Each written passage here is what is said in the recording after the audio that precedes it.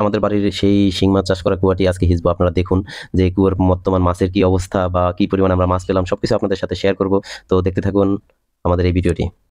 আসসালামু আলাইকুম দর্শক, আজকে সকাল সকাল ঘুম থেকে উঠেই ডিসিশন নিলাম যে আমাদের এখানে একটা কুয়া ছিল, কুয়ার ভিতরে কিছু শিং মাছ আমরা জিয়ে রাখছিলাম। সেই কুয়াটা আর কি হিসবো, যার কারণে হচ্ছিল যে আমি আর মামা পানিগুলা হিসার ডিসিশন নিলাম। তো পানিগুলা হিসতেছি, হিসার পরে হচ্ছিল দেখি কি পরিমাণে মাছ পাওয়া যায়, কারণ মোটামুটি ভালো পরিমাণেই শিং মাছ পালানো হয়েছিল এখানে। তো যাই হোক, দেখতে থাকুন। এই যে অলরেডি হিসাব হয়ে গেছে আলহামদুলিল্লাহ। এখন দেখেন, দেখতেই পাচ্ছেন যে কি পরিমাণে শিং মাছ এখানে আছে। শিং মাছগুলা মোটামুটি ছোট সাইজ ফালানো হয়েছিল। তো আলহামদুলিল্লাহ আলহামদুলিল্লাহ যে এগুলা মোটামুটি একটা সাইজের হয়ে গেছে এখন। তো এই শিং মাছগুলা ধরতেছি, কারণ হচ্ছিল যে খুবই সাবধানতা অবলম্বন করেই শিং মাছগুলা ধরতে হইতেছে। তো দেখুন কি পরিমাণে শিং মাছ আছে এটার ভিতরে।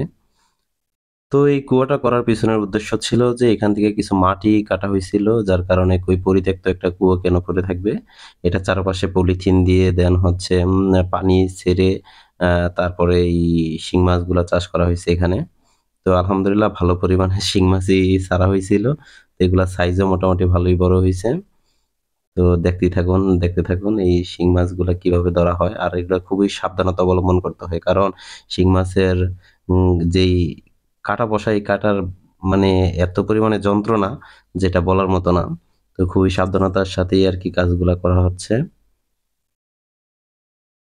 সামনে আরো অনেক শিং মাছ আছে আলহামদুলিল্লাহ। আর সবচেয়ে বড় কথা হচ্ছিল শিং মাছ যে কোনো পরিস্থিতিতেই বাইসা থাকতে পারে। এটা অ্যাজ ইউজুয়ালি হুটহাট করে মরে যায় না, যার কারণে সবগুলা শিং মাছই আলহামদুলিল্লাহ বাইসা আছে।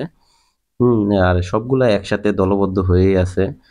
যার কারণে একসাথে এক জায়গায় লাড়া দেওয়ার পরে দেখা যায় যে কত পরিমাণে শিং মাছ ওই জায়গা থেকে বের হয়।